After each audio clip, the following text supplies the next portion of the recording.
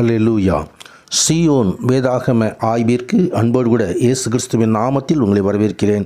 இன்றைய தினத்திலும் நெகேமியா புஸ்தகம் அதிகாரங்கள் 12, 13 மற்றும் எஸ்தரின் புத்தகம் 1வது அதிகாரங்களில் உள்ள வசனங்களை தியானிக்க சர்வ வல்லமையுள்ள தேவன் தாமே நமக்கு கிருபை பாராட்டுவாராக. 12வது அதிகாரத்தின் முதற் பகுதியிலே ஆசாரியர்களும் லேவியர்களும் அடங்கிய ஒரு பட்டியல் கொடுக்கப்பட்டிருக்கிறது. ஆண்டவராகிய தேவன் ஆசாரியர்களாக லேவியர்களாக சிலரை நியமித்தார்.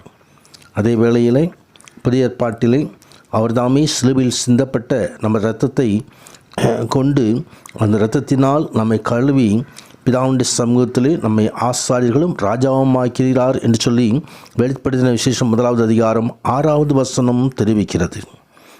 கர்த்தருடைய ஆசாரியர்களாய் நாம் தொடர்ந்து முன்னேறி செல்ல கர்த்தர் நமக்கு உதவி செய்வாராக. தொடர்ந்து 27வது வசனம் முதல் எருசலேமின் மதில்கள் பிரதிஷ்டை செய்யப்படுவதான காரியத்தை குறித்து நாம் பார்க்கிறோம். அங்கே துதியினாலும் பாடலினாலும் கைத்தாளம், தம்புரு, சுரமண்டலம் முதலான கீத வாக்கியங்களினாலும் பிரதிஷ்டையை மகிழ்ச்சியோடு கொண்டாடும்படி அங்கே லேவியரை, அங்கே ஆசாரியர்களை அங்கே நியமிக்கிறதான காரியங்களை குறித்து நாம் பார்க்கிறோம். பாடகரும் வாசல் காவலரும் தாவீதும் அவன் குமாரனுமாய் சாலமோனும் கற்பித்தபடியே தங்கள் தேவனுடைய காவலையும் சுத்திகரிப்பின் காவலையும் அவர்கள் காத்து வந்தார்கள்.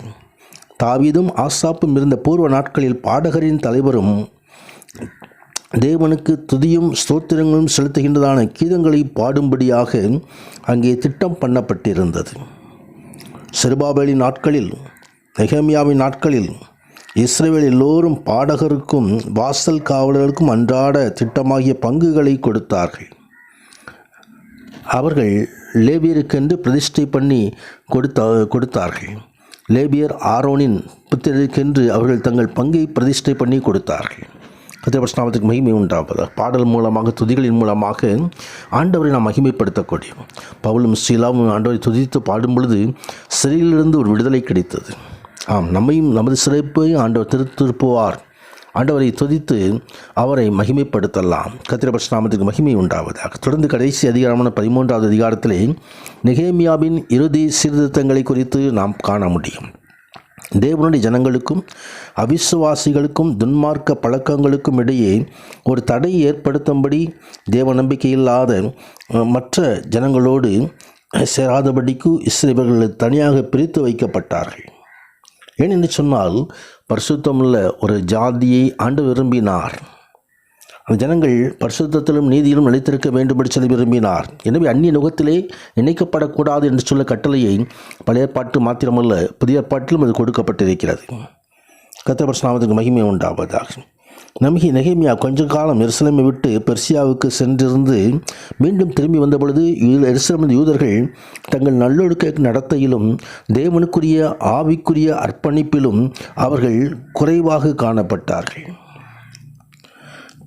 அங்கே 7வது வசனத்திலே அம்மோனியனான தொபியா சமாரியாவின் தேசாதிபதியாக சன்பலாத்துடன் சேர்ந்து எருசலேமின் சுவரை திரும்பவும் கட்டுவதற்கான யூதரின் முயற்சியை முன்கூட்டியே பரியாசம் பண்ணியிருந்த அந்த நிலைமையிலும் பிரதான ஆசாரியன் எலியாபீசுக்கு நெருங்கிய உறவினரான ஒரு ஆசாரிய குடும்பத்தில் விவாகம் பண்ணியிருந்தபடியினாலே ஆலய பிரகாரிலிருந்து ஒரு அறையை மாற்றி அமைத்து அலங்கரித்து பல வசதிகள் கொண்ட அறையாக மாற்றி தொபியாவுக்கு கொடுத்து விட்டதை குறித்து நெகேமியா கேள்விப்பட்டு இந்த காரியத்தினால்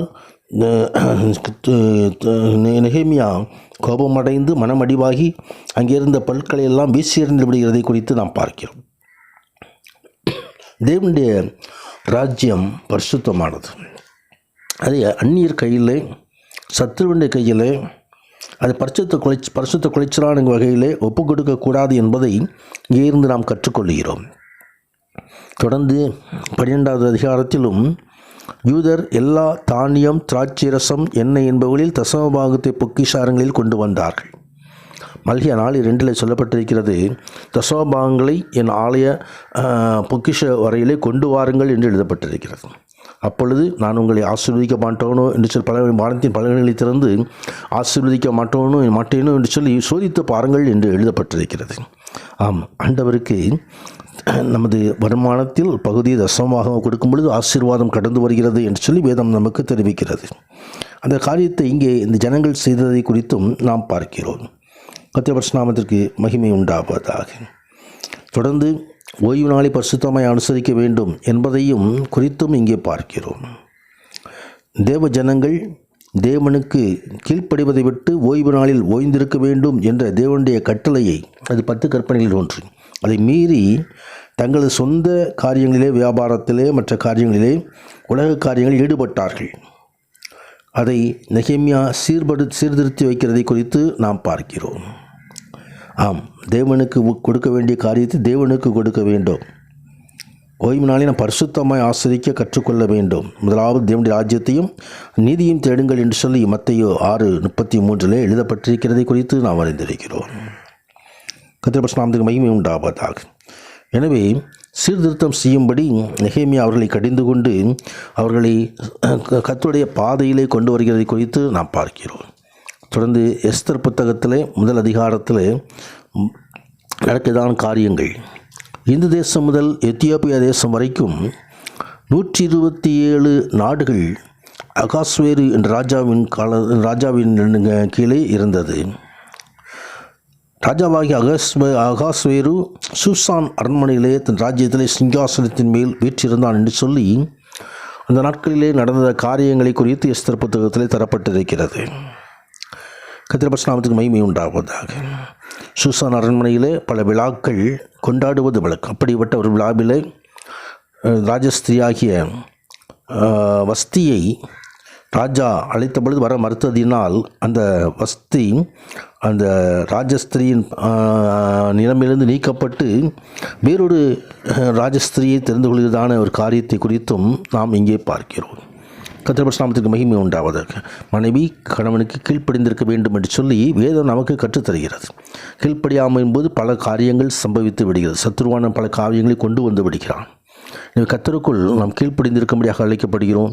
கர்த்தருடைய வார்த்தையை படிப்போம், கர்த்தருடைய வார்த்தையின்படி நடப்போம், வெளிச்சத்தின் பிள்ளைகளாய் தேவனை மகிமைப்படுத்துவோம். கர்த்தர் மகிமையான காரியங்களை சிதறுவாராக. ஆமேன், ஆமேன்.